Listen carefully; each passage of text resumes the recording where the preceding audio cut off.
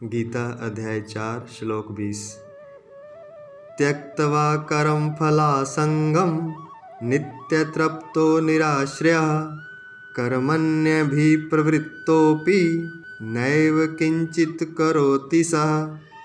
समस्त कर्मों में और उनके फल में आसक्ति का सर्वथा त्याग करके, कर्म फल संगम त्यक्त्वा सर्वथा त्याग करके संसार के आश्रय से रहित हो गया है, निरा आश्रय है और परमात्मा में नित्य तृप्त है। नित्य तृप्तः वह कर्मों में भली भांति वर्तता हुआ भी, सह कर्मणि अभिप्रवृत्तः कर्मों में भली भांति वर्तता हुआ भी वास्तव में कुछ भी नहीं करता, अपि किंचित एव न करोति।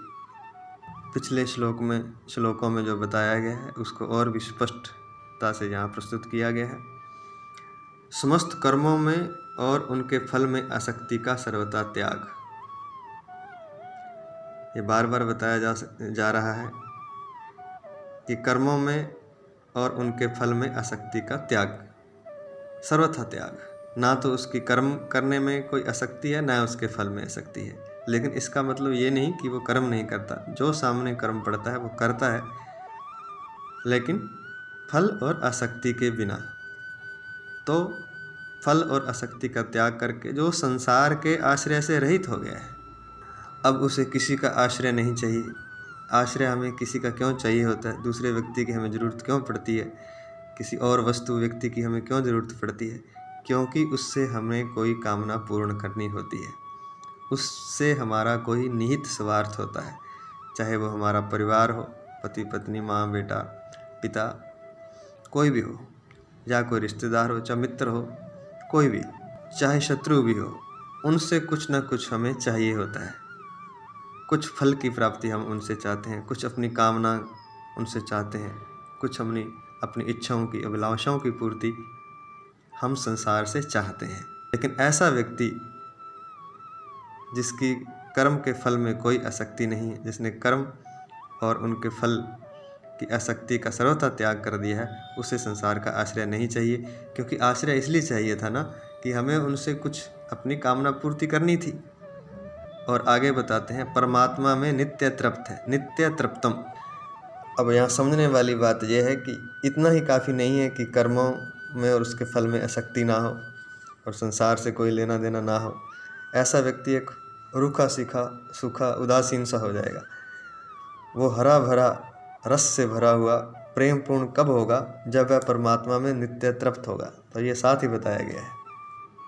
तो परमात्मा से जिसकी लौ लगी हुई है, परमात्मा में जो स्थित है, परमात्मा में जो तृप्त है, परमात्मा के साथ जो एकाकार हो गया है, ऐसा पुरुष वह कर्मों में भली भांति वर्तता हुआ भी, सह कर्मणि अभिप्रवृत्तः कर्मों में भली भांति वर्तता हुआ भी, अर्थात कर्म करता हुआ भी वास्तव में कुछ भी नहीं करता है।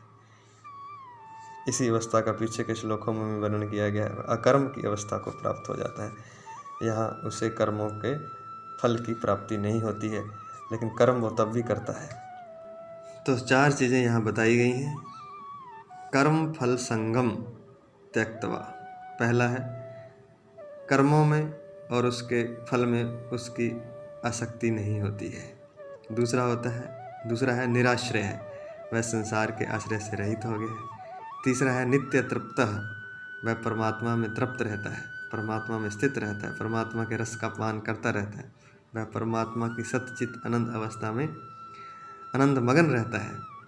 और सह कर्मणि अभिप्रवृत्त, वह कर्मों में वर्तता हुआ भी कर्म नहीं करता है। अपि किंचित एव न करोति, वास्तव में कुछ भी नहीं करता है।